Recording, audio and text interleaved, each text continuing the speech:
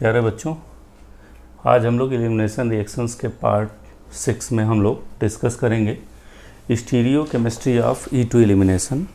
E2 elimination की stereo chemistry क्या होती है, इसके बारे में हम लोग डिस्कस करेंगे। ये बहुत इंपॉर्टेंट है। बेसिकली एग्जामिनेशंस में इसके स्टीरियो केमिस्ट्री के बेस्ड क्वेश्चन ही पूछे जाते हैं, चाहे कोई भी एग्जामिनेशन हुआ, नेट JRF हुआ या IIT JAM। तो हम लोग स्टीरियो केमिस्ट्री के इसके बारे में थोड़ा डिस्कस करें, E2 रिएक्शन क्या होता है। जैसा कि हम लोग जानते हैं E2 रिएक्शन जो होता है वो proceed via formation of transition state इसमें बनता है। और अगर आप ध्यान से देखें तो इसमें जो ट्रांजिशन स्टेट बनता है वो मैं एक बार दिखाना चाहता हूं आपको।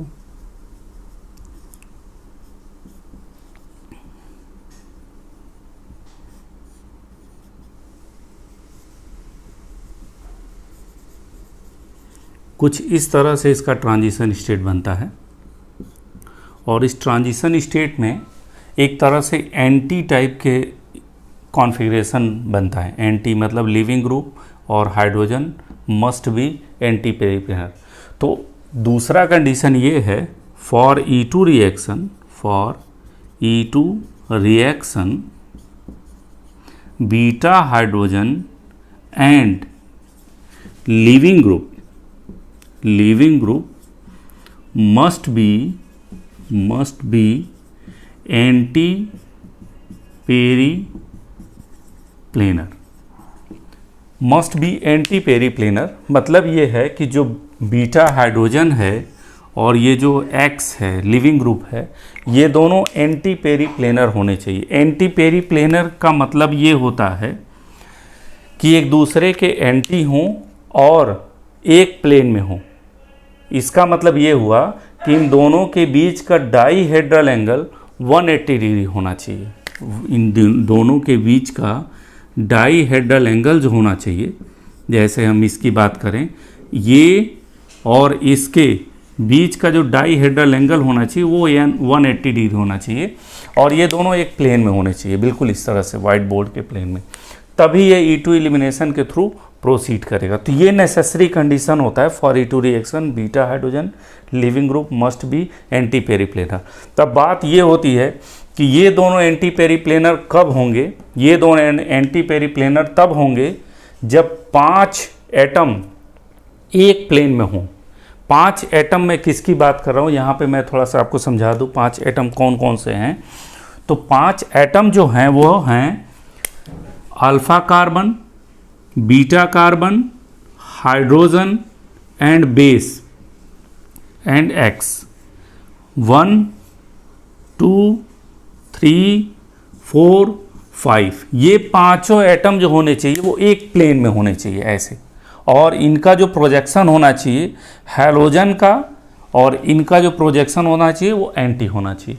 इसलिए इसका मतलब ये हुआ for E2 elimination these 5 atoms must be in same plane, एक प्लेन में होने चाहिए, तभी ये एंटी कन्फर्मेशन, ये एंटी कन्फर्मेशन बनेगा। ठीक, तो ओवरऑल ये है कि E2 एलिमिनेशन के लिए हमारा एंटी कन्फर्मेशन बहुत ज़रूरी है। एंटी कन्फर्मेशन इसका होना चाहिए और दोनों सिन भी होने चाहिए ताकि आसानी से एलिमिनेट कर सकें।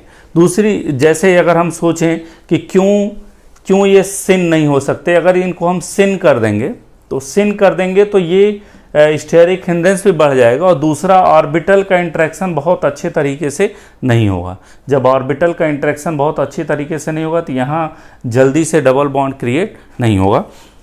तो किस तरीके से इसकी स्टीरियो केमिस्ट्री है हम लोग एग्जाम्पल लेके समझते हैं।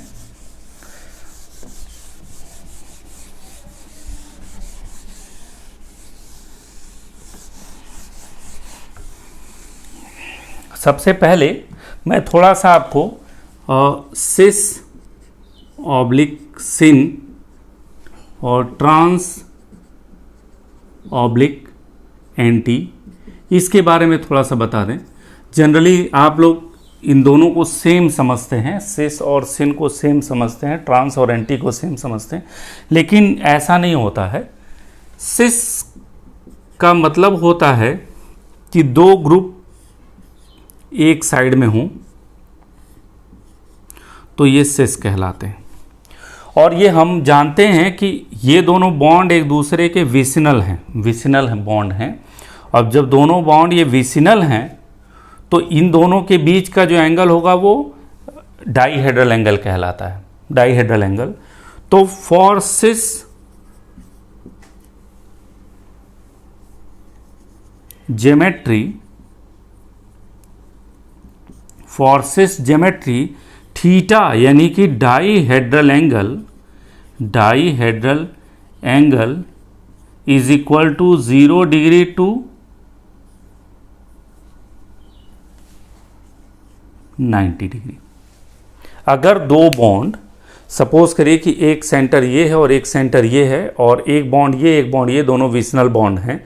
अभी इसका डाइहेड्रल एंगल अगर आप देखें तो 0 डिग्री है, ठीक। और जैसे जैसे हम इसको इधर करते जाएंगे डाइहेड्रल एंगल बढ़ता जाएगा, और ये आपका डाइहेड्रल एंगल इन दोनों के बीच में 90 डिग्री आ गया। तो मतलब ये है कि 0 डिग्री से लेके जब तक इसका डाइहेड्रल एंगल 90 डिग्री तक होता है तब तक ये दोनों सिस होते हैं। सिस का मतलब एक साइड ओरिएंटेशन, ठीक, 0 से 90 तक, ठीक।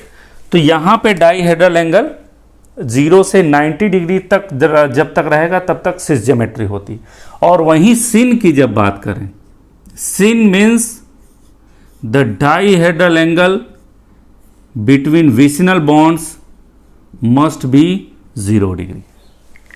तो ये बेसिक डिफरेंस है।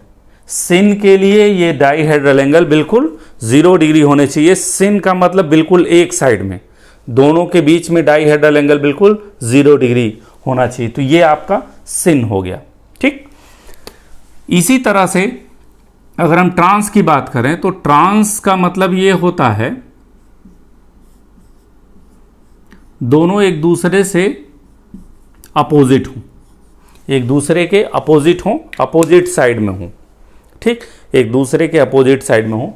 जैसे यहाँ पे देखिए, यहाँ भी विसिनल बॉन्ड ही हैं ये दोनों, और इन दोनों के बीच का जो डाइहेड्रल एंगल है वो कितना डिग्री है, 180 डिग्री, देखिए, ठीक।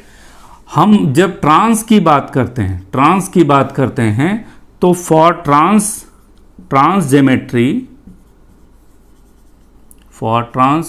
Geometry theta is equal to 90 to 180 degree. जैसे सपोज करिए एक विसिनल बॉन्ड और एक विसिनल बॉन्ड, ये हमारा 90 डिग्री है। 90 डिग्री से मतलब हम ये कह सकते हैं मोर देन 90 डिग्री कर लें, और यहाँ पे हम कह सकते हैं 0 to less than 90 degree, 90 degree से कम। तो जब भी हम ये जैसे विसिनल दो बॉन्ड हैं, ऐसे जैसे हम 90 से ज़्यादा बढ़ाए तो वो एक दूसरे के ट्रांस हो गए, देखिए एक दूसरे के अपोजिट हुए। और ये कब तक अपोजिट रहेंगे, जब तक इनके बीच का डाइहेड्रल एंगल 180 डिग्री हो जाएगा। इसका मतलब ट्रांस ज्योमेट्री का मतलब dihedral angle in between 90 degree, more than 90 degree to 180 degree. अब यहीं जब हम एंटी की बात करते हैं, anti means the dihedral angle between two vicinal bonds must be 180 degree.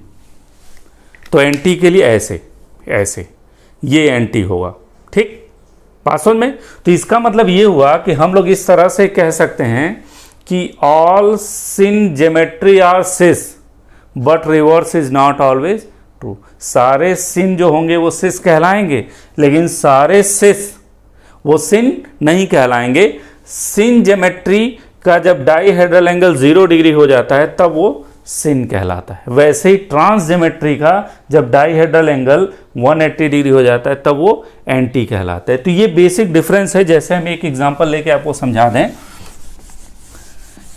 अगर हम साइक्लोहेक्सेन की बात करें, साइक्लोहेक्सेन की अगर बात करें तो एक साइक्लोहेक्सेन का हम चेयर कन्फर्मेशन बना रहे हैं। ये एक सब्स्टिट्यूएंट लिए, एक वाई सब्स्टिट्यूएंट लिए, दोनों विसिनल बॉन्ड हैं, एक दूसरे के बगल में हैं, और देख के आपको पता भी चल रहा है यहाँ पे दोनों बॉन्ड एक्सियल हैं। देखिए यहाँ पे एक बॉन्ड एक्सियल, एक बॉन्ड इक्वेटोरियल है। और यहाँ पे दोनों बॉन्ड इक्वेटोरियल इक्वेटोरियल हैं।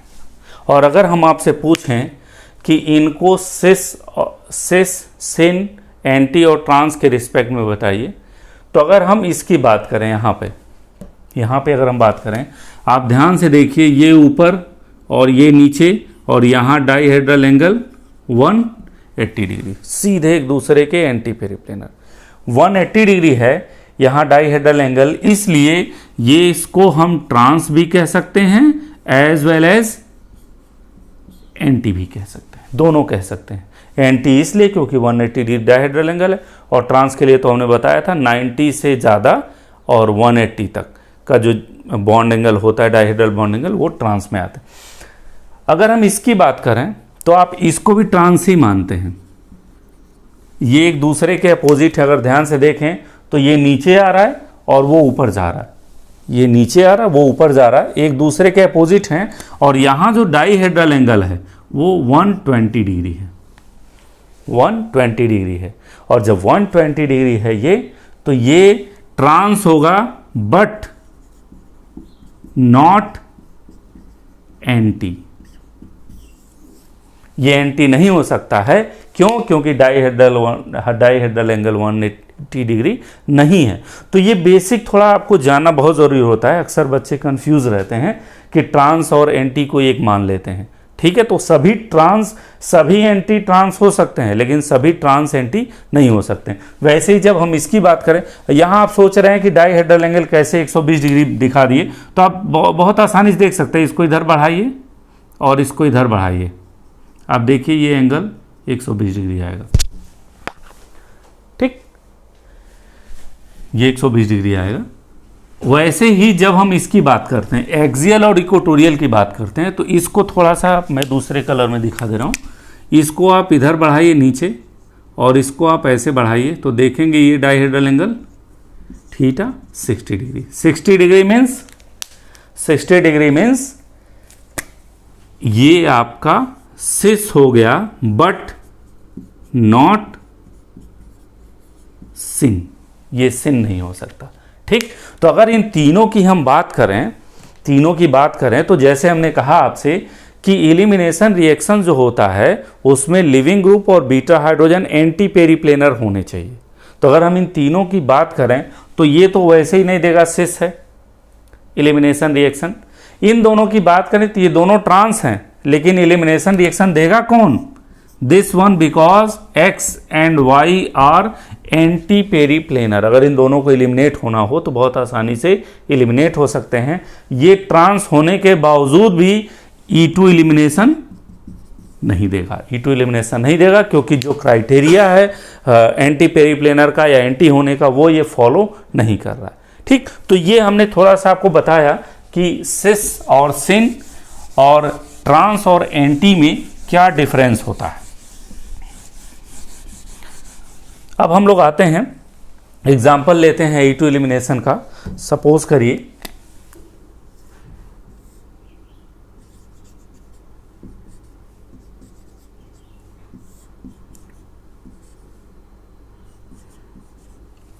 जैसे ये हमने एग्जाम्पल लिया। ठीक, अगर आप देखें यहाँ पे तो ये सेंटर आपका कायरल है, क्योंकि चारों ग्रुप डिफरेंट हैं, और इसका हम E2 एलिमिनेशन करा रहे हैं, E2 एलिमिनेशन करा रहे हैं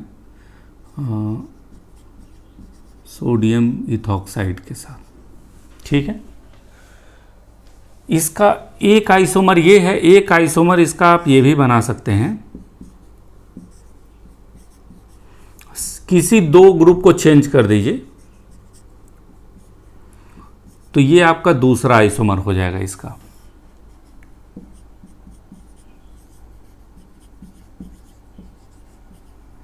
ये आपका दूसरा आइसोमर हो जाएगा। ठीक, ये एक आइसोमर और ये दूसरा आइसोमर। ठीक, इन दोनों रिएक्शन को सॉल्व करने से पहले मैं कुछ क्राइटेरिया आपको बता दूं, जो बिल्कुल क्लियर होना चाहिए कि कौन से सबस्ट्रेट स्टीरियोकेमिस्ट्री के द्वारा जाएंगे या कौन से सबस्ट्रेट में स्टीरियोकेमिस्ट्री होगी और किस सबस्ट्रेट में स्टीरियोकेमिस्ट्री नहीं होगी। तो वो हम बता दे रहे हैं। केस फर्स्ट हम ले रहे हैं, case first when 2 or more than 2 type of beta hydrogen present। पहला हमने केस लिया है जब 2 या 2 से अधिक तरह का बीटा हाइड्रोजन हो। जैसे मैं एग्जांपल दूं आपको,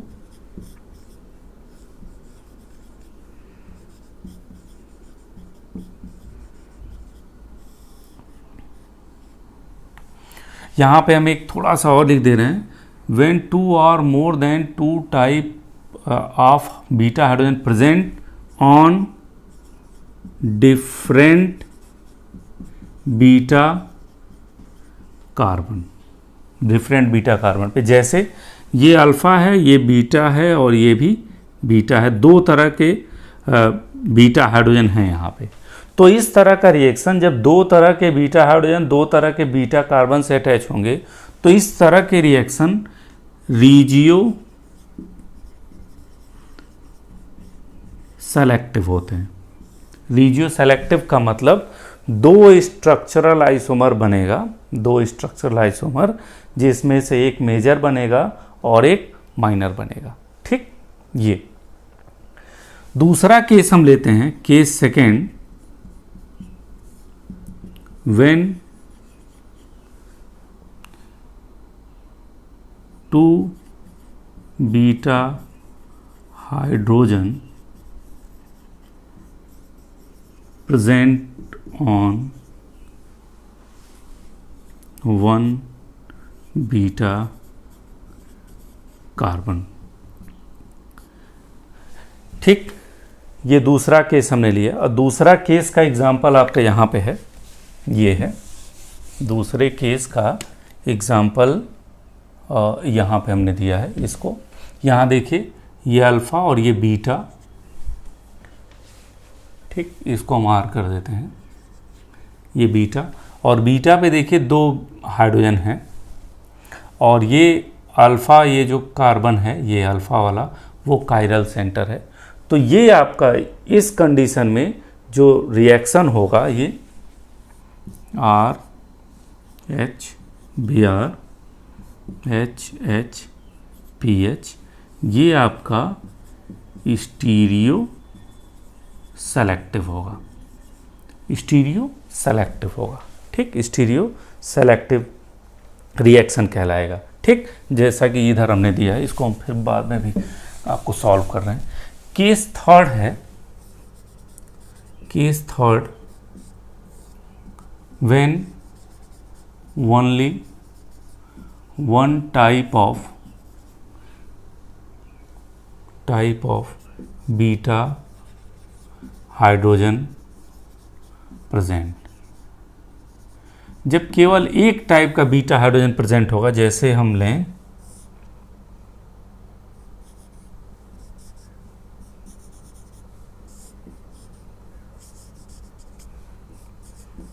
हम इसकी बात करें तो ये रिएक्शन हो जाएगा स्टीरियो स्पेसिफिक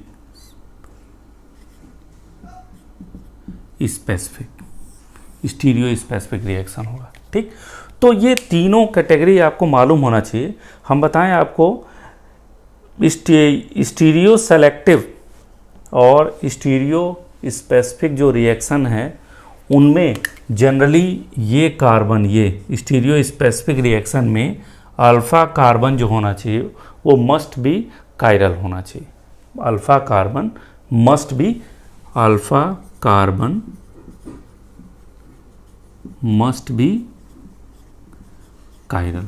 उसी तरह से इसके लिए भी अल्फ़ा कार्बन मस्ट बी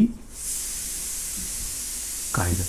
यहाँ पे अल्फ़ा कार्बन कायरल हो भी सकता है और कायरल नहीं भी हो सकता है। खैर यहाँ पे तो अल्फ़ा कार्बन कायरल है। तो हमने इसलिए ये तीनों कंडीशंस को दिखाया है ताकि आप लोग ये समझ लें कि किस कंडीशन में कौन सी सेलेक्टिविटी आती है। जैसे अगर डिफरेंट टाइप के बीटा कार्बन हैं डिफरेंट टाइप के बीटा कार्बन हैं, तो डिफरेंट टाइप के बीटा कार्बन हो गए तो यहाँ से निकलेगा तो अलग रेडियो आइसोमर, यहाँ से निकलेगा तो अलग रेडियो आइसोमर, यानी दो रेडियो आइसोमर, दो स्ट्रक्चरल आइसोमर, इसलिए ये रेडियो सेलेक्टिव रिएक्शन हुआ। ठीक, अगर एक ही तरह का कार्बन है, एक ही तरह का बीटा कार्बन है और इस बीटा कार्बन पे दो हाइड्रोजन हों तो ये स्टीरियो सेलेक्टिव होगा। एक ये वाला हाइड्रोजन निकलेगा तो अलग स्टीरियो आइसोमर बनेगा और ये वाला हाइड्रोजन निकलेगा तो अलग स्टीरियो आइसोमर बनेगा, जिसमें एक स्टीरियो आइसोमर ज़्यादा और एक स्टीरियो आइसोमर कम बनेगा। ठीक, तीसरी कंडीशन ये है कि एक ही तरह का बीटा हाइड्रोजन, बीटा कार्बन और एक ही तरह का beta hydrogen. In this case the reaction becomes stereo specific reaction. जैसे हम थोड़ा सा आपको स्टीरियो सेलेक्टिव और स्टीरियो स्पेसिफिक के बारे में बता दें, पिछले लेक्चर्स में हमने रेडियो सेलेक्टिव के बारे में बताया था। हमने कहा था कि ऐसे रिएक्शंस जिनमें दो या दो से अधिक रेडियो आइसोमर बने और एक रेडियो आइसोमर मेजर बने और अदर जो है वो माइनर बने, तो इस तरह के रिएक्शन को हम रेडियो सेलेक्टिव रिएक्शंस कहते हैं। ठीक, सेम वैसे ही स्टीरियो सेलेक्टिव होता है। ऐसे रिएक्शंस जिसमें दो या दो से अधिक स्टीरियो आइसोमर बने, रेडियो आइसोमर की जगह हमें बस स्टीरियो आइसोमर बने, एक स्टीरियो आइसोमर मेजर हो बाकी क्या हो, माइनर हो, तो इस तरह के रिएक्शन को हम स्टीरियो सेलेक्टिव रिएक्शन कहते हैं। ठीक, तीसरा हम लोग आते हैं स्टीरियो स्पेसिफिक रिएक्शन क्या होता है। जैसे नाम से स्पष्ट स्पेसिफिक है, ये बिल्कुल स्पेसिफिक रिएक्शन है। तो स्टीरियो स्पेसिफिक रिएक्शन में ये होता है कि जब भी कोई रिएक्शन ऐसा रिएक्शन हो जिसमें एक ही स्टीरियो आइसोमर केवल बने, वो स्टीरियो स्पेसिफिक रिएक्शन कहलाता है। ठीक, स्टीरियो स्पेसिफिक रिएक्शन के लिए एक कंडीशन बहुत ज़रूरी है कि इस प्रोडक्ट में स्टीरियो केमिस्ट्री और रिएक्टेंट में स्टीरियो केमिस्ट्री, दोनों में स्टीरियो केमिस्ट्री जरूर होनी चाहिए। दोनों में स्टीरियो केमिस्ट्री जरूर होनी चाहिए स्टीरियो स्पेसिफिक के लिए। स्पेसिफिक में केवल एक प्रोडक्ट बनेगा, एक प्रोडक्ट, एक स्टीरियो आइसोमर एक प्रोडक्ट और इसी का दूसरा स्टीरियो आइसोमर दूसरा प्रोडक्ट बनाएगा। ठीक है, ये आपका स्टीरियो स्पेसिफिक रिएक्शन है। ठीक, अब बात ये आती, जरूरी नहीं है कि तीनों ये सेपरेट रहें। कभी कभी रेडियो सेलेक्टिविटी और स्टीरियो सेलेक्टिविटी एक साथ आ जाती है। जैसे अगर हम इस सबस्ट्रेट की बात करें और हम आपसे पूछें कि यह रिएक्शन कैसा रिएक्शन है, ये रिएक्शन कैसा रिएक्शन है, तो यह रिएक्शन रेडियो सेलेक्टिव भी है, रेडियो सेलेक्टिव किस वजह से, बोलिए, ड्यू टू प्रेजेंस ऑफ किसकी वजह से, presence of two type of beta hydrogen,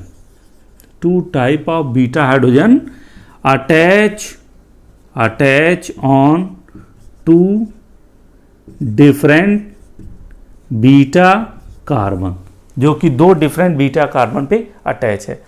this reaction is also stereo selective.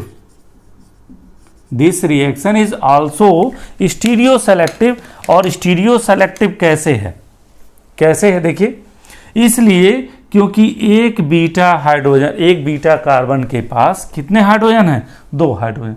तो ये स्टीरियो सेलेक्टिव किस वजह से, क्योंकि इसका एक हाइड्रोजन निकलेगा तो एक स्टीरियो आइसोमर बनेगा और दूसरा हाइड्रोजन निकलेगा तो दूसरा स्टीरियो आइसोमर बनेगा।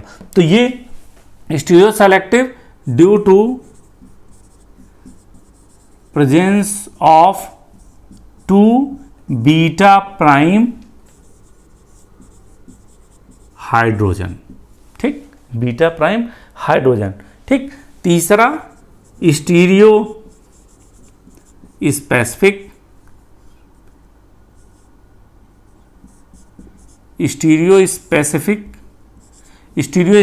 क्यों है, स्टीरियो स्पेसिफिक इसलिए है due to anti anti elimination की वजह से ये स्टीरियो स्पेसिफिक है। तो मेरे ख्याल से आपको समझ में आ गया होगा कि ये तीनों चीज़ें कैसे रखता है।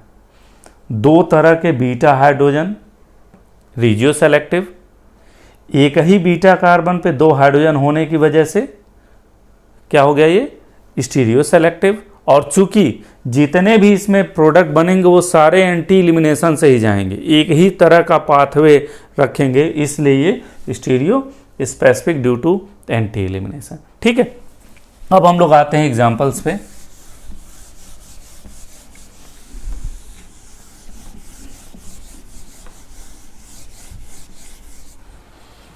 अब हम लोग आते हैं एग्जांपल्स में, जैसे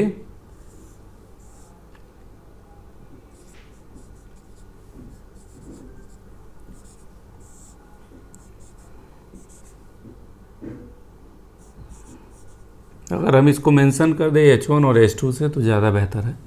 इसका हम रिएक्शन करा रहे हैं, E2 एलिमिनेशन करा रहे हैं, इसका हम E2 एलिमिनेशन करा रहे हैं। ठीक, अब इसका E2 एलिमिनेशन कराने से तो अगर आप इसको देखें तो इन किन किन क्राइटेरिया को फुलफिल कर रहा है, ये अल्फा कार्बन और ये बीटा कार्बन, ये भी बीटा कार्बन, यहाँ बीटा हाइड्रोजन है और यहाँ भी बीटा हाइड्रोजन है, तो ये रिजियो सेलेक्टिव है।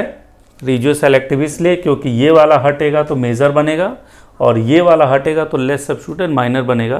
तो अब हम मेजर की तरफ ही जा रहे हैं, मेजर प्रोडक्ट मतलब हम यहाँ से हटाना चाहते हैं। ठीक है, अब वहाँ से जब हम हटाना चाह रहे हैं तो हम सबसे पहले इसको थोड़ा सा न्यूमान प्रोजेक्शन में कन्वर्ट कर लें,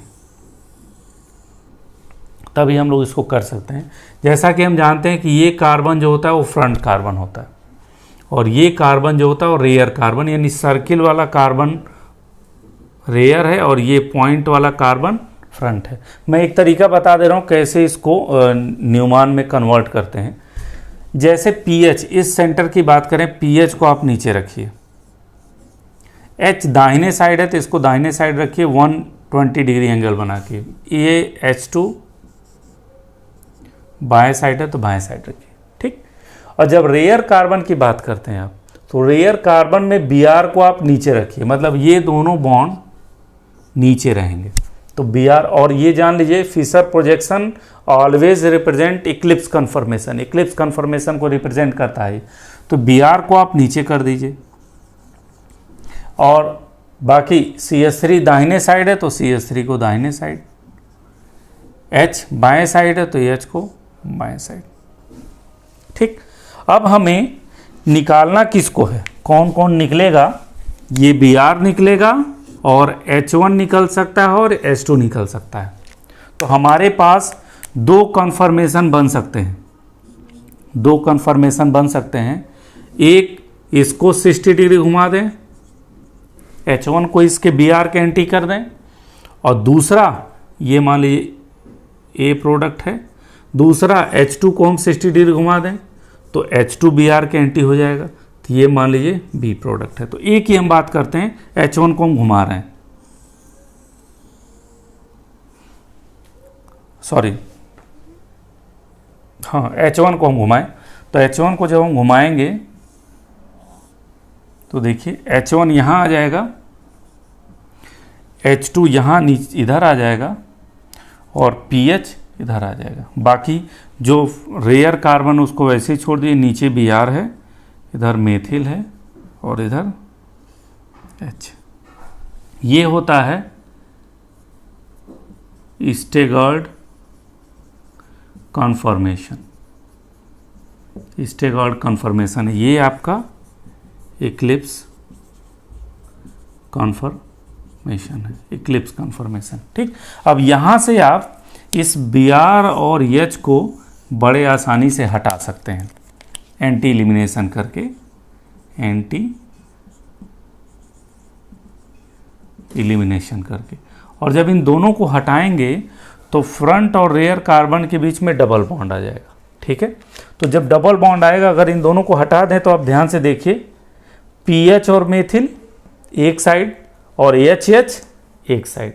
तो हम लोग ऐसे दिखा सकते हैं, CPH डबल बॉन्ड पीएच के साइड क्या है, पीएच और मेथिल फ्रंट कार्बन, और ये फ्रंट कार्बन है और ये रेयर कार्बन है, तो फ्रंट कार्बन पीएच और रेयर कार्बन का मेथिल एक साइड है, बाकी एच और एच एक साइड है।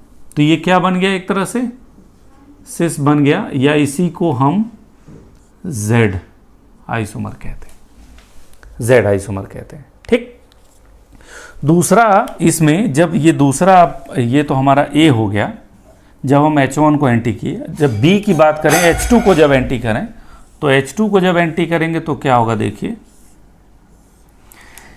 H2 जब यहां जाएगा तो पीएच इधर आ जाएगा और H1 इधर आ जाएगा।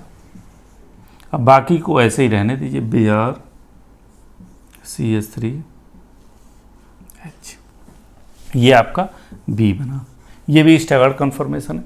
अब यहां से भी आप बड़े आसानी से ये दोनों एंटी एलिमिनेशन के थ्रू निकल जाएंगे। तो ये अब यहां देखिए पीएच और एच एक साइड, मेथिल और एच एक साइड, तो हम लोग यहां ऐसे दिखाएंगे, अगर इधर पीएच है तो रेयर पे पीएच की जगह पीएच के साइड एच, और मेथिल और एच, तो ये क्या बना, ट्रांस, या इसको हम ई आइसोमर कहते हैं। ठीक, तो आप देख रहे हैं दो बना, दो आइसोमर बन रहे हैं, स्टीरियो आइसोमर, एक सिस और एक ट्रांस। अब इसमें से एक मेजर बनेगा और एक माइनर बनेगा। ठीक, और यहाँ कैसे हम डिसाइड करेंगे मेजर और माइनर की बात कैसे डिसाइड करेंगे, तो अगर आप इसकी बात करें, यहाँ पे अगर इसकी बात करें तो आप देखिए ट्रांजिशन स्टेट इसका कैसे बनेगा, यहाँ पे बेस आएगा जो अपसेट करेगा और ये बी आर यहाँ से निकलेगा। ट्रांजिशन स्टेट में अगर आप देखें तो ये दोनों बड़े ग्रुप एक साइड हैं, तो ये क्या करेंगे, स्टेरिक हिंड्रेंस करेंगे, स्टेरिक हिंड्रेंस करेंगे। ठीक, यहाँ आप देखें, यहाँ से ये बेस इसको अपसेट करेगा और यहाँ से बी आर धीरे धीरे धीरे धीरे निकलेगा, तो यहाँ जो दोनों बड़े ग्रुप हैं वो एक दूसरे के एंटी हैं, तो यहाँ जो ट्रांजिशन स्टेट बनेगा ये मोर स्टेबल ट्रांजिशन स्टेट बनेगा, इसलिए क्योंकि यहाँ दोनों बड़े ग्रुप क्या हो गए, एंटी हो गए, और यहाँ लेस स्टेबल ट्रांजिशन स्टेट बनेगा, लेस स्टेबल ट्रांजिशन स्टेट बनेगा। लेस स्टेबल ट्रांजिशन इसलिए क्योंकि पीएच और मेथिल एक दूसरे को स्टेरिक हिंड्रेंस करके स्टेबिलिटी को घटा देंगे, तो जब मोर स्टेबल ट्रांजिशन स्टेट के थ्रू कैसा प्रोडक्ट बनेगा, मोर स्टेबल के थ्रू मेजर प्रोडक्ट बनेगा, और लेस स्टेबल ट्रांजिशन स्टेट के थ्रू क्या बनेगा, माइनर प्रोडक्ट बनेगा। तो ये आप देखिए दो स्टीरियो आइसोमर बने, सिस और ट्रांस, जिसमें ट्रांस वाला मेजर और सिस वाला माइनर। ये मैक्सिमम लगभग सारे जो स्टीरियो सेलेक्टिव रिएक्शन होते हैं उसमें ट्रांस वाला मेजर बनेगा, मेजर बनना भी चाहिए क्योंकि यहाँ trans is more stable than cis. तो ये आपकी स्टीरियो सेलेक्टिविटी है, और किस तरह से ये स्टीरियो सेलेक्टिविटी किस तरह से गवर्न हो रही है ये हमने दिखाने की कोशिश की है। ठीक है, तो इसमें हमने बताया, इसमें मेन आपका ट्रांजिशन स्टेट की स्टेबिलिटी देखनी है।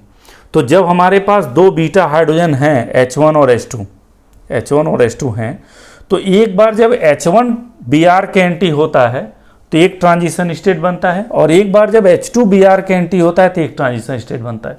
हमें इसमें बस इतना देखना है कि जब ये दोनों एंटी हो रहे हैं तो किसमें स्टेरिक हिंड्रेंस कम हो रहा है।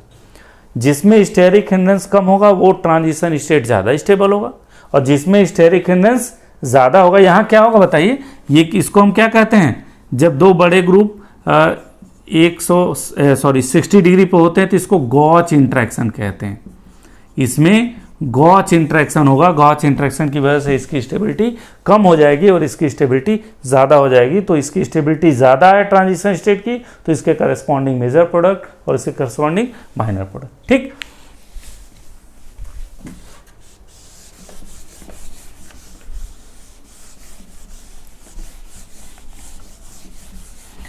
अब देखिए इसी को अगर हम दूसरा प्रोडक्ट ले लें, दूसरा का मतलब ये कि हम इसको थोड़ा सा चेंज कर दे रहे हैं, मेथिल को H को यहाँ कर दिए और मेथिल को यहाँ कर दिए, तो अब ये इसका दूसरा स्टीरियो आइसोमर हो गया, क्योंकि अगर पिछले वाले में यार था तो अब ये क्या हो जाएगा, एस कॉन्फ़िगरेशन में हो जाएगा। फिर आप इसको फिर वैसे ही हमें करना है, फिर आप इसको न्यूमान में कन्वर्ट करिए। न्यूमान में कन्वर्ट करना सबसे आसान होता है, इसलिए मैं बार बार न्यूमान में कन्वर्ट कर रहा हूँ। न्यूमान में कन्वर्ट करेंगे तो फ्रंट कार्बन को ऐसे ही रख दीजिए, PH नीचे है नीचे, H दाहिने साइड है दाहिने साइड, H1 और H2 बाएं साइड है तो बाएं साइड। फिर मैंने क्या कहा था, इस Br को, ये जो वर्टिकल लाइन पे है ये दोनों वर्टिकली डाउन होते हैं, तो इस Br को भी हमें कहाँ रखना है, नीचे ही रखना है। बाकी H किधर है, दाहिने साइड, और CH3 किधर है, बाएं साइड। इस बात का ध्यान रखिएगा जब भी हम ये कॉन्फ़िगरेशन, ये कॉन्फर्मेशन हम जब बनाते हैं तो इस बात का हमेशा ध्यान रखिएगा कि जो सब्स्टिट्यूएंट होने चाहिए, जैसे PH front carbon, rear front rear front rear, मतलब जब आप क्लॉकवाइज या एंटी क्लॉकवाइज चलें तो जो सब्स्टिट्यूएंट आए फ्रंट फिर रेयर फ्रंट फिर रेयर फ्रंट फिर, ऐसा नहीं है कि फ्रंट आ जाए फिर से फ्रंट आ जाए, तो वो गलत होता है। ठीक है, तो मतलब फ्रंट रेयर फ्रंट रेयर ऐसे होना चाहिए, चाहे ऐसे चलिए चाहे ऐसे चलिए। ठीक, अब देखिए, अब चूंकि हमें यहाँ पे भी बीटा एलिमिनेशन कराना है तो बीटा हाइड्रोजन को हमें क्या करना पड़ेगा, या तो H1 को एंटी करना पड़ेगा या तो H2 को एंटी करना पड़ेगा। तो सपोज करिए कि सबसे पहले हम H1 को एंटी कर रहे हैं। देखिए, जब H1 को हम एंटी करेंगे तो H1 यहाँ आएगा, ठीक, H2 कहाँ आ जाएगा, यहाँ पे, और PH कहाँ चला जाएगा, इस साइड। Br कहाँ है, यहाँ नीचे, H इधर, मेथिल, ठीक। दूसरा, ये तो A बना। दूसरा, जब H2 को जब हम एंटी करेंगे Br के, तब क्या बनेगा, देखिए H2 को जब हम यहाँ करेंगे, H2 को यहाँ करेंगे तो H1 इधर आ जाएगा, PH इधर आ जाएगा, PH यहाँ आ जाएगा, H1 यहाँ, H2 यहाँ। बाकी इसको छोड़ दीजिए, Br H CH3, ये आपका P बना। अब यहाँ भी देखिए, यहाँ कौन स्टेबल ट्रांजिशन स्टेट बनाएगा, बताइए। यहाँ पे जब बेस इसको अपस्टेट करेगा, धीरे धीरे बेस अपस्टेट करेगा और ये बॉन्ड धीरे धीरे टूटेगा और यहाँ से Br धीरे धीरे टूटेगा। ठीक, तो यहाँ देखिए दोनों बड़े ग्रुप इस ट्रांजिशन स्टेट में अपोजिट हैं, तो ये कहलाएगा लेस हिंडर्ड क्या, ट्रांजिशन स्टेट। और अगर ये लेस हिंडर्ड है, इसका मतलब ये मोर स्टेबल ट्रांजिशन स्टेट। अब इसकी जब बात करेंगे, यहाँ जब देखिए ये बेस इसको अपस्टेट करेगा और यहाँ से Br जब ये निकलेगा, तो यहाँ देखिए ये दोनों बड़े ग्रुप एक साइड, क्या लगेगा इनमें, बताइए, गॉच इंट्रैक्शन। गॉच इंट्रैक्शन की वजह से ये क्या हो जाएगा, मोर हिंडर्ड क्या, ट्रांजिशन स्टेट। और ये मोर हिंडर्ड होगा यानी कि लेस स्टेबल, और जब लेस स्टेबल होगा तो इसके करस्पॉन्डिंग जो प्रोडक्ट बनेगा वो माइनर बनेगा। अब देखिए इसके करस्पॉन्डिंग क्या प्रोडक्ट बने, यहाँ से Br निकले, यहाँ से H, तो PH और H एक साइड में है और मेथिल और H एक साइड में है, तो कौन सा बना, ये PH और H एक साइड, मेथिल और H एक साइड। इसमें देखिए जब बनेगा तो PH और मेथिल एक साइड, AH एक साइड, तो इससे ये बनेगा। तो यहाँ पे क्या हो जाएगा बताइए, ये लेस स्टेबल है, ये आपका लेस स्टेबल है तो इससे माइनर प्रोडक्ट, और ये आपका मोर स्टेबल है तो इससे मेजर प्रोडक्ट। ठीक है, तो यहाँ पे मतलब स्टीरियो केमिस्ट्री कैसे ये स्टीरियो सेलेक्टिव रिएक्शन है। इन E2 elimination E and Z isomers form in unequal amount and one isomer becomes a major product and another is minor product। तो दोनों अनइक्वल अमाउंट में बनते हैं, इसलिए ये स्टीरियो सेलेक्टिव रिएक्शन कहलाता है।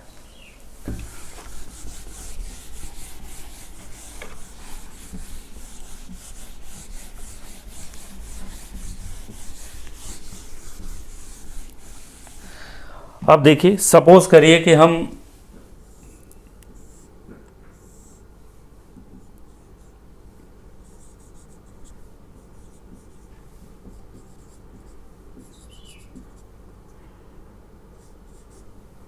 इसकी बात करें, इसका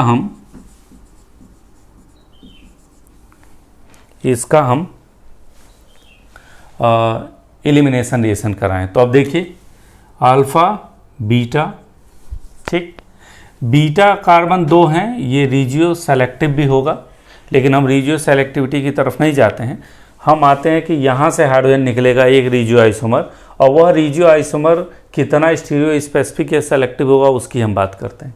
हम इस हाइड्रोजन को निकालते हैं। अब यहाँ देखिए, ये जो बीटा पे हाइड्रोजन है वो केवल एक है, एक हाइड्रोजन है, और जब एक हाइड्रोजन होगा तो इसका मतलब ये होगा कि इसमें केवल एक ही स्टीरियो आइसोमर बनेगा। ठीक, कैसे? जैसे सपोज करिए कि हमने इसको चेंज किया, किसमें? मैं बताया था फ्रंट कार्बन में पीएच को नीचे कर दीजिए, एच दाहिने है और मेथिल बाएं है। वैसे ही रेयर कार्बन पे बीआर को हम कहाँ कर देंगे? डाउन, ठीक, और मेथिल दाहिने साइड और एच बाएं साइड। ये अब चूंकि इस फॉर्म में तो ये एलिमिनेशन देगा नहीं, तो इसको हम किस में कर लें? कितना डिग्री रोटेट कर दें? 60 डिग्री रोटेशन करें। तो 60 रोटेशन करेंगे तो एक ही बीटा हाइड्रोजन है, एक ही बीटा हाइड्रोजन है, तो केवल एक पॉसिबिलिटी होगी इसको इधर करने की।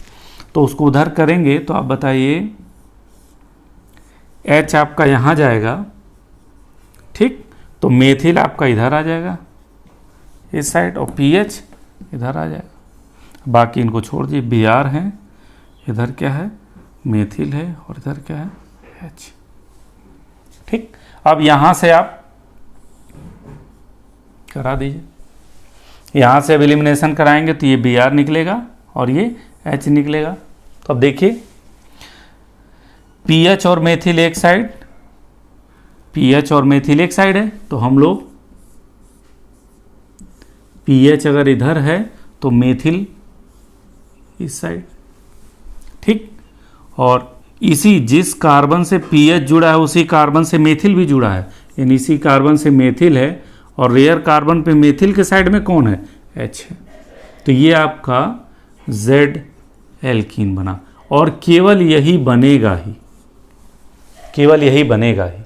ठीक, तो ये जो ए है स्टीरियो आइसोमर ए, वो केवल एक जेड एल्कीन बनाया, इसलिए यह रिएक्शन क्या कहलाएगा? Stereo specific, stereo specific reaction कहलाएगा ये रिएक्शन। ठीक, हम इसी का दूसरा स्टीरियो आइसोमर ले रहे हैं, इसी का दूसरा स्टीरियो आइसोमर, और वो किस तरह से हम दिखा रहे हैं आपको।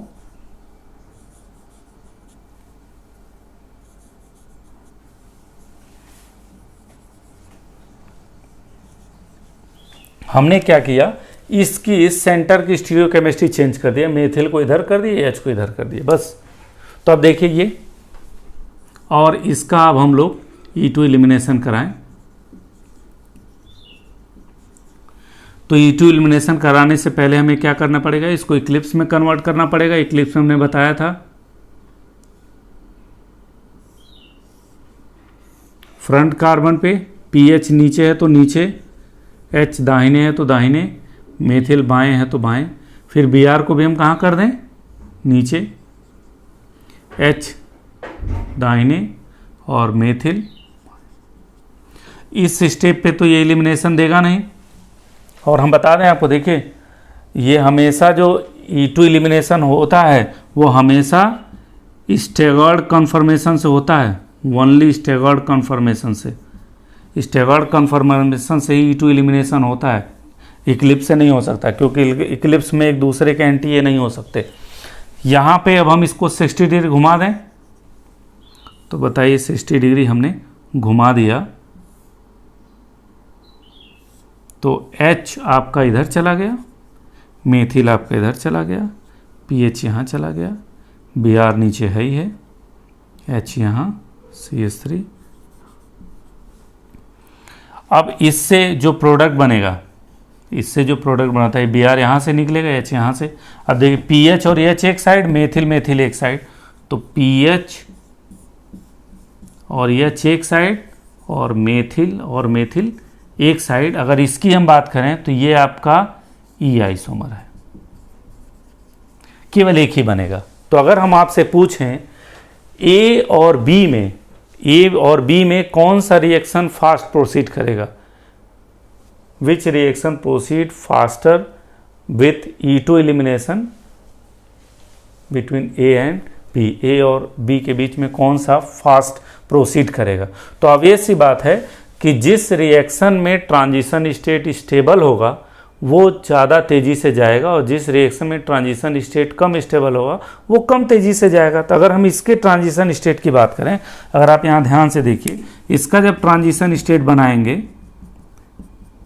ट्रांजिशन स्टेट, तो दो बड़े ग्रुप एक साइड हैं, पीएच और मेथिल, इसलिए यह ट्रांजिशन स्टेट अगर हम P मान लें इसको और इस ट्रांजिशन स्टेट को Q मान लें, तो P is less stable then Q। सही है, Q से इसलिए क्योंकि पीएच के साइड H है, यहां स्टेरिक हिंड्रेंस कम लगेगा या गॉच इंटरेक्शन। यहाँ जो गॉच इंटरेक्शन लग रहा है वो पीएच और मेथिल के बीच में लग रहा है, और यहाँ जो गॉच इंटरेक्शन लग रहा है वो मेथिल और मेथिल के बीच में लग रहा है। तो ऑब्वियस सी बात है पीएच मेथिल के बीच में गॉच इंटरेक्शन ज़्यादा होगा, जिसकी वजह से इसकी स्टेबिलिटी कम होगी, और जब इसकी स्टेबिलिटी कम होगी तो इसका रिएक्शन थोड़ा स्लो जाएगा और इसका रिएक्शन फास्ट जाएगा। ठीक, तो इससे हम ये भी पता कर सकते हैं कि कौन सा रिएक्शन स्लो जाएगा, कौन सा रिएक्शन फास्ट जाएगा। आप प्रोडक्ट से भी बता सकते हैं। प्रोडक्ट से अगर Z एल्कीन बन रहा है तो ये क्या बनेगा, स्लो प्रोसीड करेगा, ये स्लो प्रोसीड करेगा। ठीक, क्योंकि Z एल्कीन बनेगा तो उसमें ट्रांजिशन स्टेट में स्टेरिक हिंड्रेंस ज़्यादा होगा, और अगर E एल्कीन बन रहा है तो ये फास्ट प्रोसीड करेगा, क्योंकि E एल्कीन अगर बन रहा है तो इसके ट्रांजिशन स्टेट में स्टेरिक हिंड्रेंस कम होगा। तो इस तरह से हम लोग ये भी दिखा सकते हैं कि कौन सा रिएक्शन फास्ट जाता है और कौन सा रिएक्शन स्लो जाता है। तो ये स्टीरियो केमिस्ट्री थी, स्टीरियो केमिस्ट्री E2 रिएक्शन का था। और अभी हमने जो स्टीरियो केमिस्ट्री इसमें डिस्कस किया है वो हमने ओपन चेन मॉलिक्यूल का डिस्कस किया है, ओपन चेन मॉलिक्यूल का। अगले लेक्चर में हम लोग साइक्लिक मॉलिक्यूल में E2 रिएक्शन कैसे होते हैं, खासकर साइक्लोहेक्सेन में, उसमें हम लोग डिस्कस करेंगे।